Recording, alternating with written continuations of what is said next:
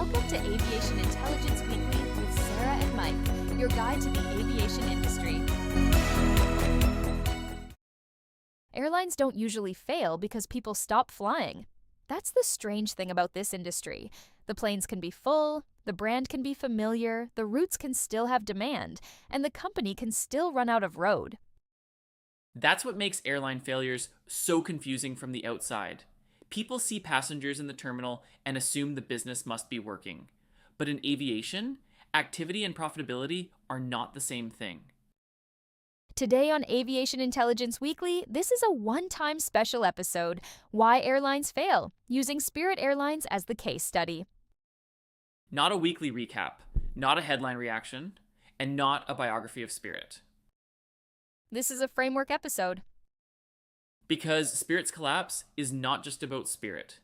It's about the basic economics of airlines and why this industry has spent its entire history producing cycles of growth, stress, restructuring, consolidation, and failure. This episode's thesis is simple. Airlines fail because of structural economic pressures, not one-off mistakes. Bad decisions can accelerate the problem. Strategy matters, management matters, timing matters. But the deeper issue is that airlines operate inside one of the most unforgiving business models in the economy. High fixed costs, fuel volatility, competitive pricing pressure, cyclical demand, and enormous operational leverage. That's the framework. And once you understand that framework, Spirit starts to look less like an exception and more like the latest example of a very old pattern. So let's start with the core question. Why do airlines fail? The first reason is high fixed costs. Airlines have massive expenses before a single passenger gets on the airplane. Aircraft leases or debt payments, maintenance programs, airport facilities, crew training, technology systems, gates, ground handling, and labor all have to be in place before the airline can sell the product. And that's the operator's problem. You cannot run an airline halfway. You either have the aircraft, crews, maintenance, dispatch, customer support, airport operation, and regulatory compliance structure, or you do not have an airline. Exactly. A software company can slow hiring or delay a project and still keep very high margins. An airline does not have that flexibility. The airplane payment is still due, the crews still need to be paid, and the maintenance program does not stop because fares are weak. So even if demand drops, the cost base does not drop at the same speed. And that is the investor problem. Airlines have very little room for error because so much of the cost structure is fixed or semi-fixed. A modest revenue decline can turn into a major financial problem very quickly. This is why airlines chase load factor so aggressively. Right. They need to fill seats because each empty seat means the airline is still carrying the cost of the flight without capturing the revenue. But the danger is that filling the seat at the wrong price does not solve the problem. A full airplane can still lose money. That sounds impossible to a lot of people, but it is central to airline economics. If the fare is too low, fuel is too high, or the cost structure is too heavy, a full airplane is just a busy airplane. It is not necessarily a profitable airplane. So pressure one is high fixed costs. The airline has to keep the machine running, and the machine is expensive. Pressure two is fuel volatility. Fuel is the classic airline problem because it is both essential and largely outside the airline's control. Airlines can hedge. They can buy more efficient aircraft. They can adjust schedules. But they cannot decide what global oil prices are going to be. And when fuel moves quickly, the airline does not always have the ability to pass that cost through to passengers. Operationally, fuel volatility is brutal because it hits every flight. It does not care whether the route is strategically important, whether the fare was discounted, or whether the customer bought extras. And for investors, fuel creates margin uncertainty. An airline can look stable in one quarter and then face a completely different cost environment in the next. That makes earnings hard to forecast and hard to sustain. The hardest version of this is a low-fare airline facing a fuel spike. Because low fares leave less cushion. If the airline raises prices too much, it risks losing the price sensitive customer. If it does not raise prices, the margin gets squeezed. So, fuel is not just a cost line, it tests the entire business model. Exactly, it tests pricing power. Which brings us to the third pressure: competitive pricing. Airlines sell a perishable product. An empty seat on a flight that departed yesterday is gone forever. You cannot store it, you cannot put it on a shelf, and you cannot sell it next week. That creates a constant incentive to discount. And when multiple airlines serve the same market, the discounting pressure can become intense. If one carrier cuts fares to fill seats, other carriers often have to respond, even if the lower fare is not especially attractive. That is where the industry starts to punish itself. Yes, from the customer's perspective, this is great. Lower fares, more choices, more access to travel. But from the investor's perspective, the value often gets competed away before it can become durable profit. The passenger captures the benefit. That is one of the most important ideas in this episode. Airlines are very good at creating consumer value. They are not always good at retaining shareholder value. And sometimes the discounting is rational in the moment. That's the trap. An airline may cut fares because an empty seat produces no revenue. Another airline responds because it does not want to lose share. Then another follows. Each decision makes sense individually, but collectively, the market becomes less profitable.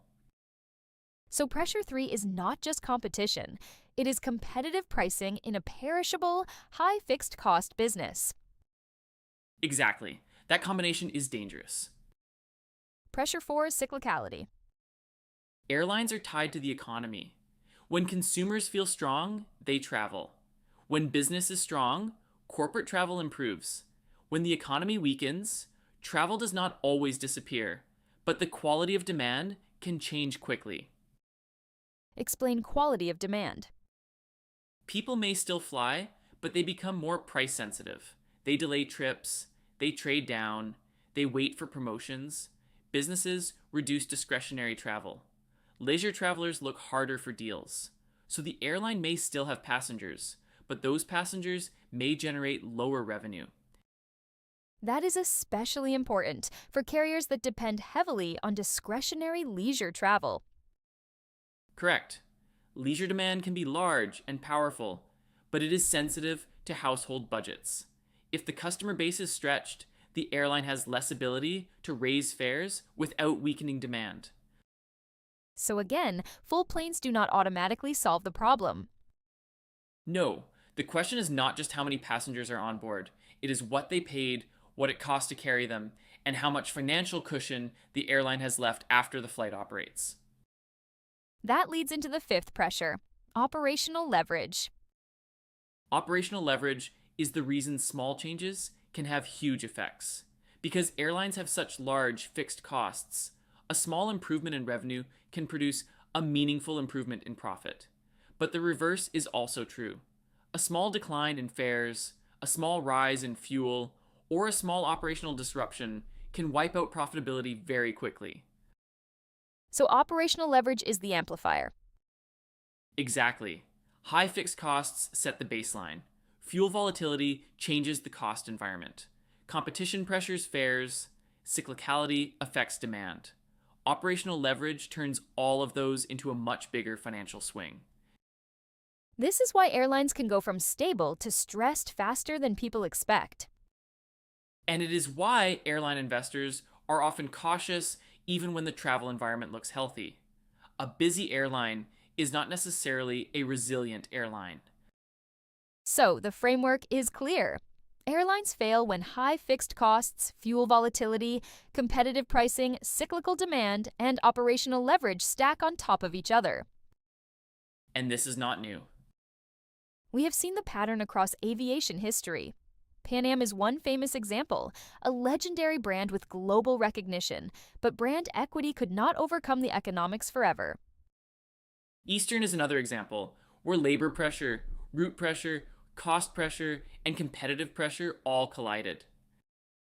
And more broadly, the industry has seen carriers like TWA, ATA, Aloha, and others struggle, restructure, or disappear under different versions of the same pressure cycle. The point is not that every failure is identical. The point is that the pattern keeps returning. Different airlines, different decades, same structural forces. And that is why looking for one single cause can be misleading. People want the clean answer: bad management, a failed merger, fuel, labor, competition, debt. But airline failure usually comes from pressure stacking. One factor weakens the company, another reduces flexibility, another compresses margins, and eventually the airline no longer has enough room to recover. So now apply that framework to Spirit Airlines. Spirit was not just a smaller airline with cheap tickets, it was one of the clearest examples of the ultra low cost carrier model in the United States. The ULCC model is simple in concept. Strip the product down to the basics, offer a very low base fare, and charge separately for extras like bags, seat assignments, priority boarding, change flexibility, onboard food and drinks, and other optional services. And operationally, that can work. It can work very well when the cost structure is genuinely low and the fare difference is obvious to the customer. Spirit helped stimulate demand by offering prices that made flying accessible to people who might otherwise drive, delay the trip, or not travel at all. So the model was not irrational. No, Spirit changed the market. It forced larger airlines to respond. It made pricing more transparent in some ways because customers could choose the stripped down fare or pay for the extras they wanted. But the model has a vulnerability. It depends on maintaining a real cost advantage and a real price gap. If Spirit is meaningfully cheaper than everyone else, customers may accept the trade-off. But if the price gap narrows, the customer starts comparing the whole experience. And that is where legacy carriers became more dangerous. Exactly. The large network airlines did not need to become Spirit. They just needed to defend the low end of the market. Basic economy allowed them to offer a cheaper fare while still keeping the broader advantages of the legacy model. Bigger networks, loyalty programs, credit card economics, premium cabins, corporate relationships, international partnerships. All of that matters. A legacy carrier can compete for the price-sensitive traveler while still monetizing other customer segments. Spirit had fewer revenue buffers. That is the core competitive issue. Spirit's revenue model leaned heavily on price-sensitive customers and ancillary fees. That can be powerful when the total price is clearly attractive, but it becomes harder when competitors narrow the base fare gap or when the final trip cost after fees starts to feel less distinctive. So let's take Spirit through the same framework. First, high fixed costs. Spirit was a low-cost airline, but it was still an airline. It still had aircraft obligations, crews, maintenance requirements, stations, technology, airport operations, and regulatory compliance. Low cost does not mean low fixed cost in the way people sometimes imagine. That distinction matters. A ULCC can simplify the product, but it cannot simplify away the fundamental requirements of operating an airline. Right. The aircraft still have to fly, the crews still need to be trained and paid, maintenance still has to happen, the operation still has to meet the same safety expectations as everyone else. So when revenue pressure hits, the airline cannot shrink the cost structure instantly. Exactly. And that creates stress. Second, fuel volatility. Fuel is especially difficult for a low fare carrier because the model depends on keeping prices attractive. If fuel rises, Spirit has to either absorb the cost or raise fares and fees. But if it raises the total trip cost too much, it risks weakening the very value proposition that attracts customers. So the airline has less pricing power? That's the key. A premium heavy airline can sometimes recover more cost through higher fares, corporate demand, loyalty customers, or premium cabin revenue. A ULCC has fewer of those levers. Third, competitive pricing. Spirit's identity was built around being cheaper, but over time, the rest of the industry became better at competing against that. Legacy basic economy attacked from above, while other discount carriers competed from the side. That meant Spirit could face pressure from both network carriers and low-cost competitors at the same time. And if your main differentiator is price, competition on price is especially dangerous. Yes, price is powerful, but it is also fragile. If another airline can get close to your price while offering more network utility or a better perceived experience, the customer has a reason to switch. Fourth, cyclicality. Spirit's customer base was highly exposed to discretionary leisure travel. That does not mean the demand was weak, it means the demand was sensitive. When household budgets tighten, those customers become more selective, wait for deals, or reduce travel. Which creates a mismatch. Exactly. The airline may need higher fares to cover rising costs, but the customer may need lower fares to travel at all. And fifth, operational leverage. This is where the stress compounds. A fuel increase, weaker yields, competitive discounting, aircraft availability problems, or softer demand can each be manageable on its own. But when several hit at once, the effect is much larger than the individual pieces. That is the airline failure pattern. Yes, Spirit did not fail randomly. It followed the same structural pressures that have broken airlines for decades. Now let's be careful. Good point. We are not saying every ULCC has to fail, and we are not saying Spirit never had a viable model. Spirit's model was viable under the right conditions. Low costs, strong price stimulation, high utilization, clear fare advantage, and a customer base willing to accept unbundling. The question is durability. Can that model remain profitable when the cost gap narrows, fuel rises, competitors adapt, and the customer becomes more sensitive? For Spirit, the answer became no. Structurally, several things went wrong. The first was fuel pressure against low fares. Low fares leave less cushion. If fuel costs rise, the airline has to recover that cost somehow. But a ULCC cannot always raise fares without undermining its own appeal. The second was competition compressing margins. Spirit needed to be clearly cheaper, but when legacy carriers offered basic economy and other low-cost carriers fought for similar customers, Spirit had less room to command even modestly higher total revenue. The third was limited differentiation. Spirit had a clear brand, but the brand was heavily tied to price. Cheap is valuable, but cheap is not the same as durable differentiation. If the customer's main reason to choose you is price, the customer can leave when the price advantage disappears. And the fourth was economic sensitivity. Spirit's customer base was more exposed to budget pressure. That makes the business more vulnerable when consumers become cautious. The airline may need pricing strength at precisely the moment its customers demand discounts. So Spirit's problem was not simply that passengers disliked fees. No, fees were part of the model, but not the whole story. It was not simply one merger outcome. No, strategic events matter, but they sit on top of the economics. And it was not simply one bad quarter. Airline failures usually do not work that way. They are cumulative. The business absorbs pressure until it cannot. This is why resilience matters so much in aviation. Airlines face shocks constantly.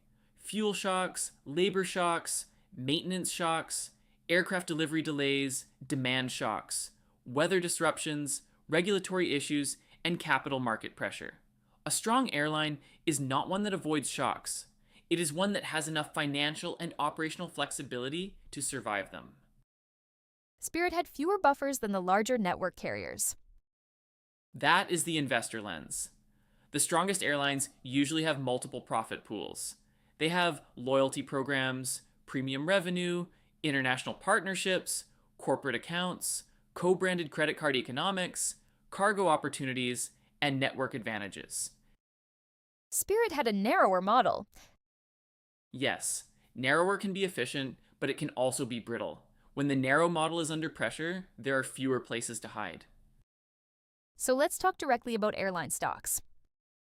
Airline stocks are structurally difficult because airlines are capital intensive cyclical businesses operating in brutally competitive markets. They need a lot of money to operate, demand moves with the economy, and many passengers choose primarily on price. Even good airlines struggle with that. They do.